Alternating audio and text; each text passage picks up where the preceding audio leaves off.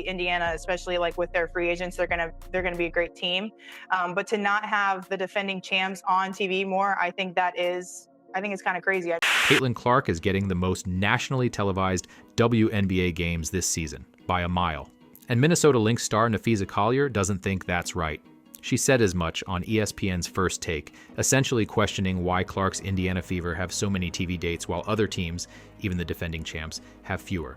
This all came on the heels of the WNBA releasing its broadcast schedule, which revealed a jaw-dropping stat.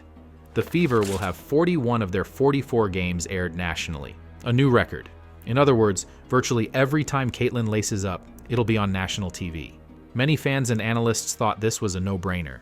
Of course, networks want as many Caitlin Clark games as possible. She's ratings gold. They garner the most viewership. But as we've seen even before Caitlin entered the WNBA, when she achieves something big, jealousy often rears its head. Collier, as calm and diplomatic as she appeared in the interview, still let her true feelings slip out. In a segment that started off cordial, Napheesa basically said it's crazy how much spotlight Clark is getting, a take that, as we'll see, is pretty bizarre considering some of her other comments in that same interview regarding the WNBA's growth. It's like she wants to have her cake and eat it too, benefit from Caitlin's star power, but also complain about it. Alright, let's break this down and see what's really going on here. And by the way, if you think Caitlin 100% deserves all those national TV games, go ahead and subscribe. You're in the right place. Okay, so here's what happened. The WNBA schedule drops, and it turns out the Indiana Fever, Caitlin Clark's team, are getting an unprecedented 41 out of 44 games on national TV. A new record. Anyone with a calculator or common sense can figure out why. Last year, Caitlin Clark was an absolute ratings magnet for the league. The reason why they have more national TV games because 18 of the top 20 most viewed games last year were the Indiana Fever. That's right. In 2024, the Fever dominated the TV ratings. They weren't just slightly ahead, they had by far the most watched games in the league, setting viewership records and accounting for a huge chunk of the WNBA's total audience. In fact, the Fever's games made up roughly 40 to 45% of the league's total TV viewership last season. To put it another way, one team, led by one superstar rookie, drove nearly half the eyeballs on WNBA broadcasts. Clark's games averaged about 3 times more viewers than other WNBA games. It's insane, but true. So naturally, the TV networks said, we want more of that. If millions of people will tune in for Caitlin, you bet those Fever games will be all over ESPN, ABC, CBS, you name it. More viewers means more ad revenue, which means the network execs are smiling. At the end of the day, it's about money. Broadcasters aren't in the business of charity or fairness. They're in the business of drawing ratings and selling ads. And with the league's new CBA negotiations looming, every WNBA player should, in theory, want the league to put its best face forward and maximize exposure. You'd think they'd all be cheering, yes, showcase the star who brings in the most fans. When you need a game-winning bucket, you give the ball to your best player, the one most likely to score. This is no different. From a rating standpoint, Caitlin is that player for the WNBA. She's the hot hand that can help everyone win by growing the game's audience. Yet, much like a player pouting when they don't get the ball, some WNBA veterans are apparently pouting that Caitlin is getting so much attention, and that sentiment was on full display in this ESPN interview. So, Napheesa Collier went on First Take and was asked about the WNBA's broadcast schedule, specifically if it was fair for the Fever, with Caitlin, to get so many nationally televised games. Her team is going to have 41 of their 44 games nationally televised, while the reigning champs, the Liberty, only have 32. Was this a fair move by the W? First, let's clear up a misconception. The question itself was a bit off. It framed the situation as if the WNBA league office was choosing to favor one team. That's not really how it works. The WNBA doesn't unilaterally decide which teams get national TV slots. The broadcast partners, ESPN, ABC, CBS, etc., make those calls because they know which matchups will draw the most viewers and dollars. In other words, it wasn't the league playing favorites. It was the TV networks making a business decision. It's not the WNBA making these decisions unilaterally and going, we're promoting the Fever and Caitlin Clark above everybody else. Their partners are saying, we want Caitlin Clark on the Fever because more people are going to watch. We can sell more advertising. Wait, first of all, can we just say this right now? The WNBA do not decide who's on TV. Let's be there. They make the deal with the WNBA to get certain amount of games on certain days, and whatever, like, these networks choose who to show. There are multiple times when the Fever play other teams and they have to make a choice, and these networks are going to choose the Fever every single time. And any person at any of these networks that does not choose the Fever should be fired. Okay, now that we've got that straight, how did Napheesa respond? I think it's two things. I mean, obviously people want to watch Caitlin play, and so you have to put the people on TV that people want to see. But at the same time, like, there's stars all over the league, and you want good basketball as well. Obviously, Indiana, especially like with their free agents, they're gonna be a great team. But to not have the defending champs on TV more, I think it's kind of crazy. I mean, it doesn't have to be where you're taking games away from Indiana, but I think you can raise the level of TV games for the other teams as well. Now, Napheesa could have stopped at, "You've got to put on who people want to see," because that right there is the whole story. But it's that next part, the bit about putting good basketball on TV and it being kind of crazy that the Liberty aren't getting more games, that raised eyebrows. Let's unpack that. Yes, the New York Liberty won the title last year, and they're a phenomenal team. They're slated for 32 national TV games to the Fever's 41. Collier's implying that as champs, the Liberty deserve more national exposure, maybe even more than Caitlin's team. But let's do the math. Clark got 41 of 44 Fever games on national TV. To give the Liberty more than that, you'd have to broadcast basically all their games nationally. Is Napheesa saying the Liberty should have every single game on national TV? That's the only way they'd top Caitlin's count. It's just not realistic. And being the reigning champs, while a great accomplishment, doesn't automatically mean you're the biggest draw. Winning is awesome, but entertainment value is something different. Some teams and players are simply more exciting to the general audience. The ratings prove that Caitlin and the Fever were that team last season, the must-see TV every time they played. With the Fever's off-season upgrades, they're expected to be even more electric this year. So on one hand, Napheesa acknowledges you have to put on who people want to see, Caitlin, but in the same breath she balks at the result of that logic. It comes off as contradictory and frankly rooted in ego or hurt feelings rather than facts. Almost immediately, fans and commentators picked up on this. It started a conversation about whether this pushback is about fairness or just feelings. Because from a business perspective, it's obvious. This is a business. And you want to know what? Caitlin Clark is good business. I don't know why it's so hard for people to understand that. Why is it so hard for you to separate feelings from business? Like y'all make all this money, but y'all don't know how to take care of good business? This is business. Napheesa wasn't done there, though. Stephen A. Smith, never one to shy away from stirring the pot, followed up with a question that really put things in perspective. He basically brought up Michael Jordan as an example, asking Collier to consider how the NBA handled MJ in his prime. A dude named Michael Jordan came along. And Michael Jordan came along and he wasn't yet winning championships, but his popularity was so astronomical that the NBA practically marketed everything they could around this guy. So to know that there's an example like that as a shining example to be followed that could benefit the league, particularly down the road, why is that an issue when we've seen that such a marketing plan has worked in the past? Bingo. Stephen A. framed it as a straightforward business question. And there's no question that back in the day, the NBA leaned all the way in on Jordan's popularity. That's just sports marketing 101. You'd think Napheesa, who's not just a player but also a budding businesswoman, more on that soon, would totally get the value of riding a superstar's wave. Collier co-founded the new offseason 3x3 league Unrivaled and even tried to sign Caitlin Clark to a whopping $1 million contract, plus an equity stake in the league. Why? Because Napheesa knew Caitlin would be ratings gold and help Unrivaled succeed. Collier clearly understands the impact a star player can have on viewership. She bet big on it herself. And yet, after Stephen A.'s Jordan reference, Napheesa doubled down on her stance. I don't think it's an issue. I do think Caitlin's a star. And like I said, people want to see her, and we are trying to grow the league. Like, you need to put on TV the players that people want to see. But kind of what I said before, I don't think raising the level of the other teams has to mean bringing down Caitlin or the Indiana Fever. They should have those amount of games on TV on primetime, but I think other teams should also have more than what they have. So naturally, this set people off. Collier had just in so many words deemed it unfair and crazy that Caitlin Clark is hogging the national TV slate. She doesn't have a problem with Caitlyn getting 41 games, she just thinks it's too much relative to everyone else.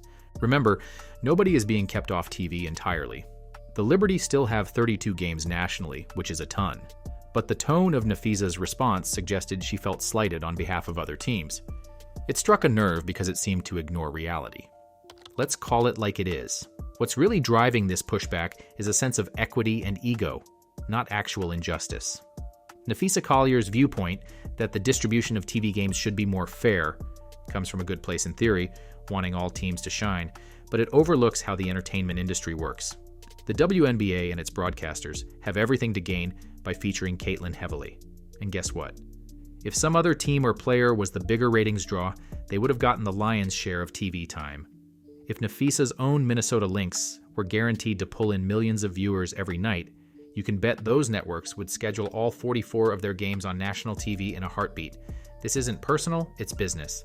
There are only so many broadcast slots that partners are willing to give the WNBA, so they're going to maximize them with the matchups that bring in the most eyeballs.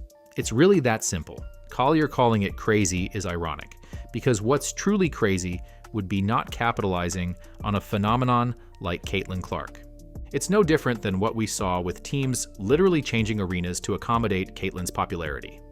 Several WNBA franchises have moved their Fever games to much larger venues, sometimes 2 to 5 times the size of their usual arena, just to handle the ticket demand when Caitlyn comes to town. They did this only for games against the Fever. Why? Because it's dollars and cents.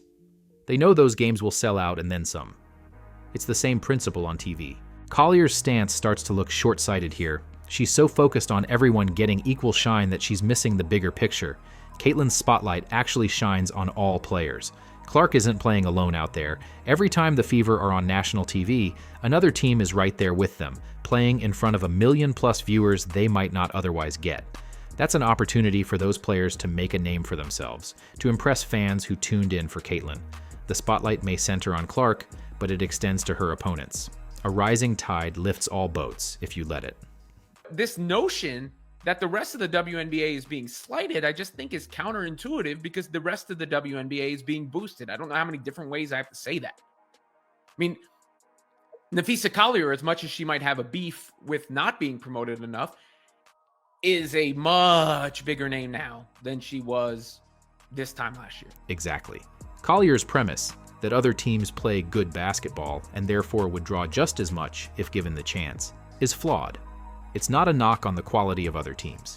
There are plenty of fantastic players and teams in the WNBA. But last season proved that quality alone isn't what brought in record audiences. Storylines and star power did. You can have 2 excellent teams compete, but if one of them features a once-in-a-generation talent with a massive following, that game's going to attract way more casual viewers than, say, 2 equally solid teams without that marquee name. It might not be the most feel-good reality, but it's reality. So Napheesa keeps harping on quality basketball, as if the Liberty or other teams are somehow being disrespected. They're not. They'll still be on TV a lot. It's just that the Fever are on more because the demand for Clark is off the charts. Feelings don't change that fact.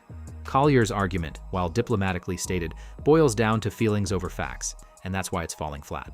Because the facts are crystal clear. In 2023, pre-Clark, WNBA viewership and attendance were on a slow, steady rise. Nothing too crazy.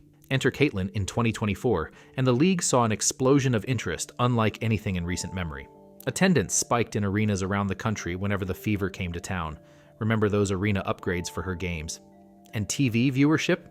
Through the roof. The Fever routinely topped over 1 million TV viewers per game. By season's end, 22 WNBA games had surpassed 1 million viewers, a record high not seen in over 2 decades. Of those, 19 were Fever games. The Fever's regular season broadcast averaged about 1.19 million viewers, while all the other games averaged around 394,000. That's nearly 3 times more. It's staggering. Consider this, in the WNBA playoffs, usually the deeper rounds, semifinals, finals, draw the most attention. Not so in 2024. Caitlyn's Fever squeaked into the playoffs and played 2 first-round games. Those 2 games drew more viewers than the actual WNBA Finals games. In fact, Clark's last playoff game, Game 2 of the first round, pulled 2.5 million viewers, the largest audience ever for a WNBA game on cable. Meanwhile, Game 1 of the Finals drew about 1.1 million, So yes, a first-round matchup outdrew the championship. If that doesn't tell you the kind of gravity Caitlin has, nothing will. Now, Napheesa's own off-season venture, Unrivaled, gives us another telling data point. Collier's 3-on-3 Unrivaled League had a lot going for it. WNBA stars like Breanna Stewart, Courtney Vandersloot, Collier herself. It secured a TV deal with TNT and streaming on Max. Opening night viewership peaked at a respectable 364,000 viewers, a record for a women's game on that network. Not bad. But as the novelty wore off, many games drew far fewer eyeballs. Some broadcasts struggled to even crack six figures in viewers. The entire Unrivaled season averaged about 221,000 viewers on TNT True TV. It turns out, despite featuring many of the W's biggest names, the league didn't capture mainstream attention. It wasn't horrible by any means. It's an inaugural season after all. But it wasn't anything extraordinary either in terms of viewership. Now, imagine if Caitlin Clark had played in Unrivaled. It's not a stretch to say those numbers would have tripled, at least, on her name recognition alone. Collier and her partners certainly thought so. They were ready to pay Clark over $1 million for just a 3-month stint. Ultimately, Caitlin declined the offer to focus on the WNBA. She's loyal like that. But the point is, everyone knows she's a difference maker for ratings. Even Napheesa knew it, which is why her complaint about the Fever's TV time feels so contradictory. With all this evidence, it's hard to see Collier's "it's crazy she has the most games" stance as anything but emotional. The facts overwhelmingly support that Clark earned those slots by transforming the league's visibility in one season. Here's where things get really interesting, and a bit funny, if we're honest. Earlier in that same First Take interview, before the TV schedule talk, Napheesa Collier spoke about the upcoming WNBA collective bargaining agreement. For context, the Players' Union has opted out of the current CBA, meaning they'll renegotiate a new one soon. The timing isn't coincidental.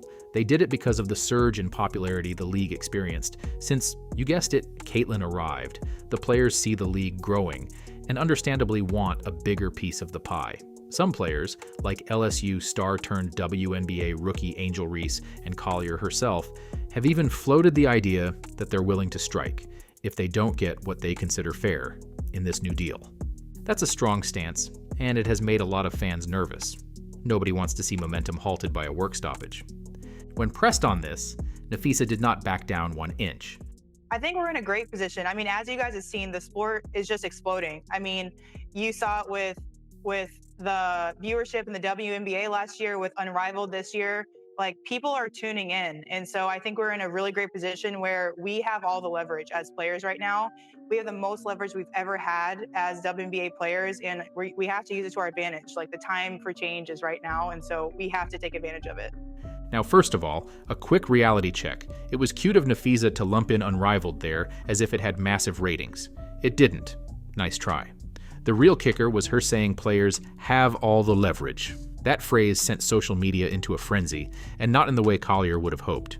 People were quick to point out a couple of things. For one, despite record audiences, the WNBA as a business is still finding its footing. Reports indicate the league operated at a loss of about $40 million in that very season of peak viewership. Yes, the most watched WNBA season ever still wasn't profitable enough to avoid 8-figure losses. So folks on the internet questioned, what leverage is she talking about if the league is losing money? It's not like owners are swimming in profit. They're investing in growth, hoping the revenue catches up to the popularity.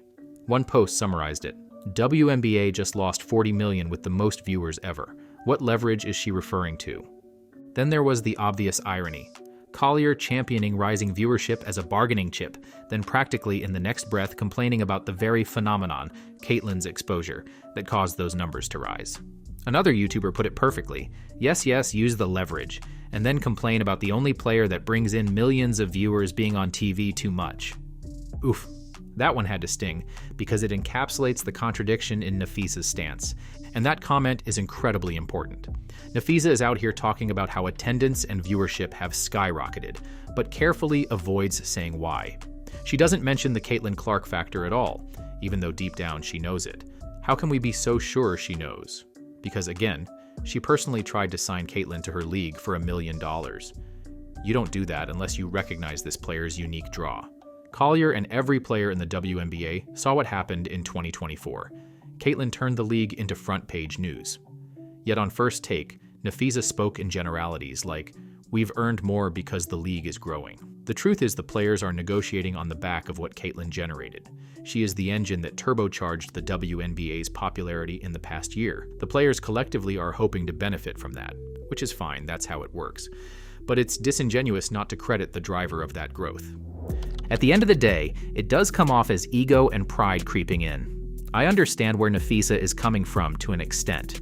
No one wants to feel like their league is a one-woman show, and the WNBA can't survive long-term by focusing on only one player. The goal is to grow all teams, all markets. But last time I checked, whenever the Fever play on national TV, there's another team sharing that stage. Those opponents are getting in front of huge audiences, many of whom may be first-time viewers who tuned in for Clark. That is invaluable exposure for everyone involved. Perhaps instead of grumbling, players should seize the opportunity. If you're playing against Caitlin on a nationally televised night, make it count. Put on an amazing show for that sold-out crowd, and those fans at home. Give the casual viewer something to remember you by, so maybe they stick around as a WNBA fan even when Caitlin's not on the screen. In other words, convert those Caitlin casuals into outright WNBA fans. This is the way. It is answers like these that show that the WNBA literally lived off charity of the NBA for 25 years. Like, the WNBA is in a position where it's going to grow. And the only reason this league will not grow is because of the players and the old media. The truth is plain. Caitlin Clark is a phenomenon, and she's presenting an opportunity that comes along maybe once in a generation. Until the players collectively start working as one unit, setting aside personal pride, recognizing the position they're in, and accepting who's driving this surge, these jealous-sounding takes based on feelings rather than facts will only alienate fans. The WNBA has a ton of goodwill and new interest right now, but if the public senses infighting or ungratefulness toward what's fueling the growth, they could be turned off. And if it actually came to a strike, those fans could turn off entirely. Momentum is a delicate thing. It can vanish quickly if mishandled. Still here? Drop a basketball in the comments. Thanks for watching. See you next time.